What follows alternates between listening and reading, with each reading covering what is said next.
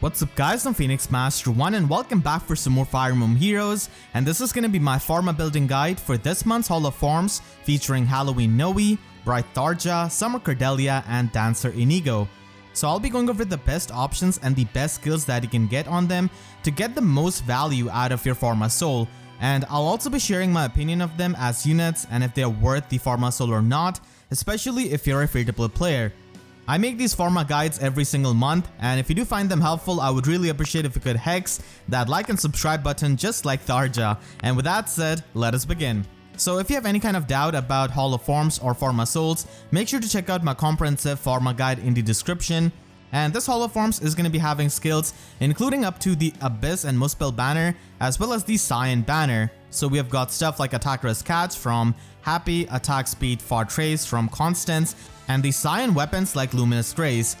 So this month's Hall of Forms lineup is definitely going to be seeming to be quite underwhelming compared to the very strong lineup that we had for Radiant Dawn. But I think that Halloween Nowi is probably the best one out of this Awakening lineup because of her meta relevancy and the support that she can provide, and also how unique she is with her Weapon Refine. So Halloween Nowi has got the Grimoire Weapon Refine this year. This allows her to have a 2-space aerobatics, and that allows her to increase her mobility quite a lot, and she can definitely jump over the map and just surprise you. We do have Ninja Green recently with pretty similar weapon that has got the super aerobatics. So Halloween Nowi was the first one to get that, and she also has a triple range skill built into her weapon that also has 3 range. And the fact that she can run a range skill in her slot C further increases her supportive capability, as you'll see in the build section. So I feel like a low investment Halloween Nowi is not going to be packing that much punch because at the end of the day, she still has the Gen 1 stats. Of course, maybe if you have her at high or max investment, then yeah, she can definitely do a lot of damage, but at low investment, which is going to be the case with pretty much most people, I think she functions best as a support unit for far-safe tanks.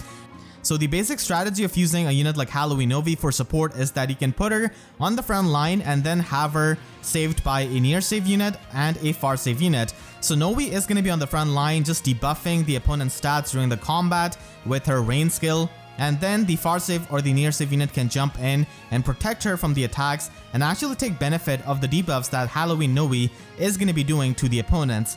She can especially be really helpful if you're running a dragon or a mage as your far save or near save tank, because they attack on the magical side and they can actually make use of the resistance debuff from her Weapon Refine, unlike the physical save tanks. So there are definitely a couple of other units who can do the same role, like we have got Kinshi Hinoka for example with a similar Weapon Refine. She can also be really good and she's a lot easier to get.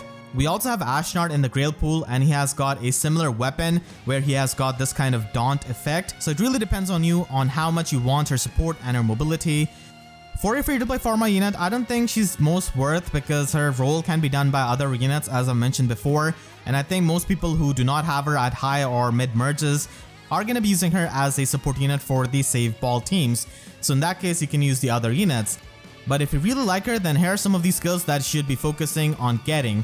So if you haven't refined Halloween Nowi's weapon, then getting its Weapon Refine in the Hall of Forms itself is going to be saving you 200 Divine Dues, which is a big deal because nowadays we have so many Weapon Refines and so many of them are really good, so saving Divine Dues is always nice. But if you've already refined your Halloween Nowi, then you can try and get some fun and rare seasonal weapons when you're done with Hall of Forms. Luminous Grace Plus, PG Parfait, and Unity Blooms are some of the options. And these kinds of seasonal weapons are going to be extremely rare to get. These Forma units already come with their base kit, so these seasonal weapons are mostly there for aesthetics. That's pretty much it. So for her slot A skill, Attack Speed Catch provides you with the highest offensive throughput, so you can try to get that. And a Trace skill is definitely a must in my opinion if you're trying to get Halloween Nowi as a Forma unit, because even though the Trace skill doesn't give you any kind of movement after the teleportation, it is still really useful for getting the in-combat debuffs. And as it is, these kinds of range flying units don't have a lot of slot B options, and the Trace skills are pretty much the best one, even though Nowi doesn't really get too much use out of it when she's going to be teleporting all the way. But still the debuffs are going to be helping her quite a lot. Speed Resistance Fortrace is going to be pretty amazing, and then you can go with Speed Resistance Rain for increasing her offensive prowess. So this kind of build is going to be focusing on increasing her offenses and making her a lot more useful in the combat with these kinds of premium skills. However, if you're looking to make Halloween Nowi into a save ball support unit, then you can run this kind of build. So this build is mainly aimed for Aether Raid's offense usage, but you can also use this on Aether Raid's defense to spook the enemies with her teleportation, and she can certainly make use of the Unity skill in Aether Raids in general. So again, the weapon refine is up to you, and the slotted skill here is going to be attack speed Unity, which I'm going to be recommending. It's really good on her, and I personally like it a lot more than the cat skill because as it is, Halloween Nowi will have to stay within 2 spaces of an ally because of the teleportation, and she also needs that to get the extra offenses from her weapon. So the Unity skill is very synergetic with her weapon refine. If she gets debuffed by Note or Mirabilis, then she can definitely make use of those debuffs in the player phase, and she'll be fine against those kinds of debuffs, which are pretty common in Aether Raid's offense. With this kind of support build, I think you should definitely be running attack speed range so that you can basically get -9 attack and speed debuff on the foe, and that can be really helpful for your save tanks. The speed debuff might not be used by a lot of armor unit, but many armor units have these kinds of skills which have follow-up negation, so they do appreciate having the extra speed to deny follow-up from units like Legendary Seagard, who can reach like 30 speed and also have an auto follow-up weapon. So the speed debuff can actually be helpful for some of the far save tanks from what I've experienced. The -9 attack debuff is going to be a huge thing for any kind of save armor unit, and then you can just have distant guard or close guard, or even have spur defense res as a sacred seal on her. So these are the 2 main builds which you should be focusing on depending on your playstyle. If you're trying to just maximize her offenses, then the first build is the option. But if you're trying to use her as a support unit in Aether Raids, especially, then the second build is the option. You can go with any kind of Fortress skill. Nowi definitely appreciates the overall to her kit with these kinds of premium skills. And then we have another red mage in this Hall of Forms with Halloween Nowi, and that is going to be Bright Tharja, who recently got a weapon refine to her Muspel Fire Posy. So offensively speaking, obviously there are just so many red mages who can outdo her in just pure damage output, but Bright Tharja is a bit more unique because she's also offensive and also supportive to her allies in nature because of the rain skill that she has got built into her weapon, and usually these kinds of infantry units do not have access to the rain skills, so she basically has a speed resistance rain built into her weapon that can debuff up to -6, and it has got the range of 3 spaces. So Bright Tharja is unique in that regard, being offensive, pretty much getting +15 attack and +11 speed with this weapon if all of the conditions are met. And she can also support her allies with the speed and resistance debuff, so she's a great friend of fast mages in general.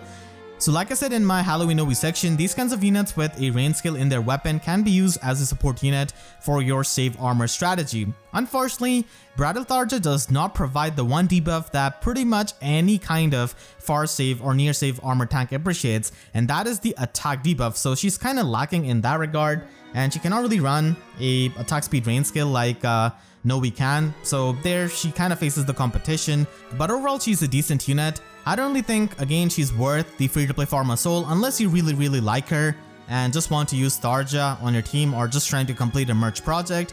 And it also depends if you have an extra Brave Marianne or not, because the first build which I'm going to be going over uses 2 skills from Brave Marianne, Attack Speed Unity and Null Follow-Up. So Attack Speed Unity is pretty much her best slotted skill in my opinion, because as it is, she wants to be near her allies for her weapon refine and for getting the max potential out of her weapon refine. So it works in both phases, and it doesn't really have a downside compared to like an ideal skill or a push skill or anything like that, and it works in both phases just like her weapon refine.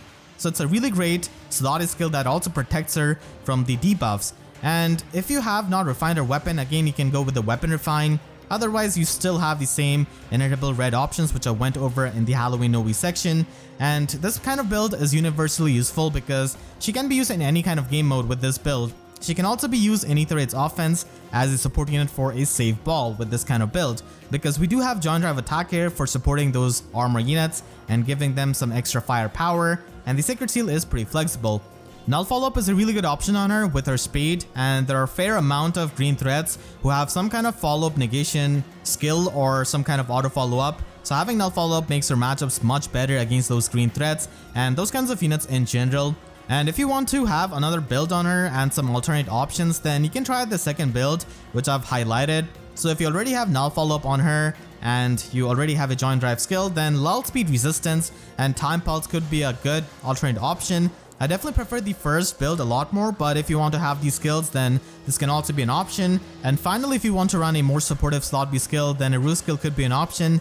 And a Ruse skill with attack debuff is definitely going to be much appreciated so that you can debuff that attack stat of the enemy. So attack speed Ruse is a pretty nice option, but it could be really anything depending on the team and the allies that you're going to be using Bright Tharja with. So it's an option with attack speed unity and the usual joint drive skill.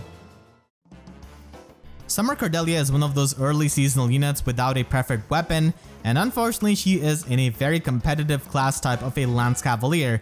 We have plenty of units in the free-to-play pool and in the Grail pool, units like Petrine, who can definitely give her competition despite being free-to-play. So I think that only the dedicated Cordelia fans are going to be going after this Forma Cordelia, and you can always get the +1 merge on her by getting the Divine Code Section 1 combat manual, so you can pretty much have that.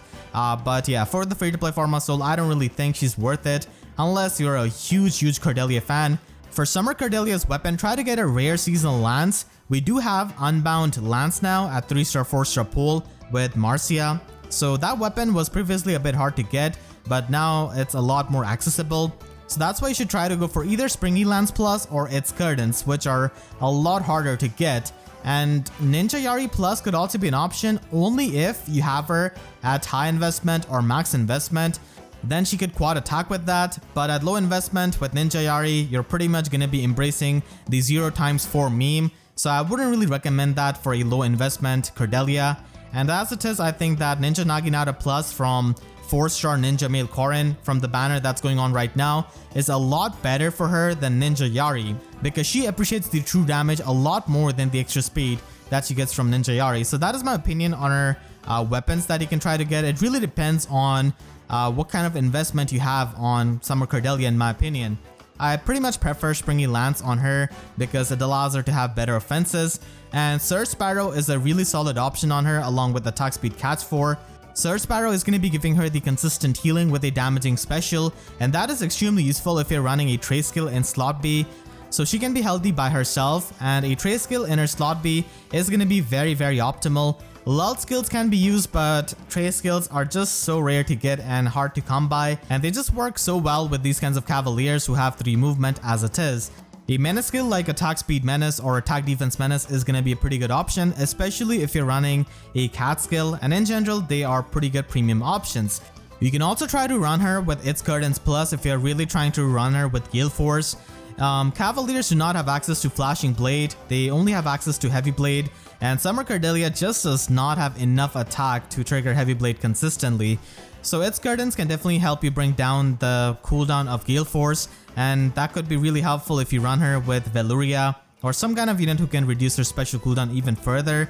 So Veluria is pretty much the best option, especially if you're going to be using her in Aether Raid's offense as a Gale Force unit. So its Curdance brings down the Gale Force charge to 3, and then Veluria can bring it down to 1. So without using any kind of Heavy Blade, she can just trigger that in a single combat. So that is going to be really helpful, but you definitely have to set up quite a lot. So this is an option, and you can run Attack Speed Catch 4 if you're not able to get Surge Sparrow. That's also an option, and it's really synergetic with a Menace skill, and you can just try to get either of the Neo Trace skills, either Attack Defense or the Speed Defense version. Performing Arts Inigo is present as a Forma option for the biggest Inigo fans. Other than them, I don't think pretty much any other player is going to be finding value in him, because he pretty much gets hard outclassed by Young Ozira, who's present in the Grail pool as a free-to-play option, and it's a lot easier to plus and merge her. And if at any point dancers are going to be getting weapon refines, then Young Ozira is definitely going to be one of them, because she actually has a preferred weapon, so there's a chance that she might get a weapon refine in future. So she's a lot more future-proof investment. So really, as a dancer, he doesn't really provide any kind of unique value, and in combat he's really lacking with his offenses. There was a time in 2017 where Reinhardt and Brave Lynn were the meta game, and back then he was like an anti-meta dancer with a Raven Tome, but times have passed and his combat really doesn't hold up well in modern times, even with like a lot of investment and premium options. But still, if you're a big Inigo fan, then this is the main build which I would recommend. For his weapon, Amity Blooms Plus and Blazing Torch are going to be the main options here. It really depends on you which one you want to get. Blazing Torch just gives you a lot more value with those debuffs and stuff, Amity Blooms on the other hand does give you these health healing, and it does have good synergy with something like Attack Speed Unity. Even Plating Torch can work with Attack Speed Unity as long as he's one space away from an ally, and that can be a useful option if you want to have a skill that can work in both phases. There are not too many support skills for the slot B. You can always go with a lull skill or null follow up, but his offense isn't really all that good, so a support skill like Attack Cantrip can be a good option for a dancer like him. These cantrip skills can help support your allies with those debuffs, and Attack Cantrip is pretty much the universally useful debuff that pretty much everyone can make use of. John Drive Attack is further going to be helping you provide that support to your allies, so this is pretty much his main builds. There are not too many options for Inigo. I guess if you have him at max merges, then you could try to go for some more offensive options, but for most people, this kind of supportive build is going to be doing fine. The next month's Hall of Forms is going to be featuring Fates units. Similar to Awakening, Fates has a lot of seasonal units which were released early on in the lifespan of the game, and there are still some of these seasonal units which were released a bit later on, which could also be included. So the pool of Fates units are definitely pretty big, but I think that it's mostly going to be comprised of these seasonal units. So this is my educated guess on the lineup that we might have next month. These units definitely have the most chances from what I've seen and what I've looked over. So the first batch is going to be comprising of both Corinths, and Hot Springs at least could be an option because in January we might get a Hot Springs free ephemera manual, and many times these kinds of Forma units do overlap with the free manual, like Summer Ursula for example. So that could happen, and there's a chance that we might get Hot Springs Elise. It could be Hot Springs Hinoka, Sakura, or her. So it's, up to the chance, but if it happens, then Hot Springs Elise could definitely be an option. Summer Corin is not that powerful, but she does have her loyal fans similar to, Summer Cordelia. And because we have gotten Fallen Ike, then I feel like Fallen Male Corin is a fair game. Unfortunately, both of these Corins are going to be sharing the color, but I feel like Fallen Male Corin has a better chance than Newer Corin. And then because we have so many dancers in the Fates pool, one of them is pretty much guaranteed at this point, so Performing Arts Azira could be an option. In the second lineup, I've got a bit different units than Corins, and I feel like Picnic Flora could be an option. She does have that preferred weapon which is effective on beast units, so she could function as a far-safe tank for many Flora fans. We did get Dancer Xander last time, so Dancer Ryoma could be an option. Halloween Kagero does have a decent chance because we did get a free manual of her, so again following that same pattern. And then Kinshi Hinoka could be an option for the colorless pool if it is not, Summer Takumi or Newer Takumi. I think that Hinoka definitely has a bit better chance because of being an elder sibling. Last time we had Camilla and Xander, so it could be Ryoma and Hinoka with this kind of lineup. And the final lineup, which I have, is a lot unlikely because they're going to be having seasonal units, but if they want to have this kind of Heirs of Fate Gen 2 lineup, then Midori could be an option. She's really popular and she's also present in the Divine Code section, and many times units do overlap with their Divine Code section, like we have seen with Fallen Berkut. We have seen that with Summer Cordelia. We have also seen that with Halloween Ileana recently. So Midori could happen, and then we have Performing Arts Shigure as the dancer. Rajat could be the mage of the lineup. They always try to have one mage in the lineup so that you can have some kind of magical damage. And Veluria is also a super popular unit. And now that we had Naysala available as a beast option, the floodgates have opened for beast units in all forms, so she could be an option as well. So these are my main educated guesses. Come back to this video after a month to see if I was accurate or not. So yeah, hope you all enjoyed this video. If you did, then make sure to share this video with your friends who are thinking of building up any of these Forma options from the upcoming Hall of Forms. And if you enjoyed, then make sure to leave a like and a comment. Helps me tremendously. And if you really enjoyed, you could always support me directly by using super thanks down below or by becoming a YouTube member. And for more Forma guides every single month, make sure to subscribe and hit the notification bell, because YouTube sub boxes are about as functional as the Defiant skills which we keep getting in Hall of Forms. So that's it, I'll see you guys next time. Thank you so much for watching and have a great day.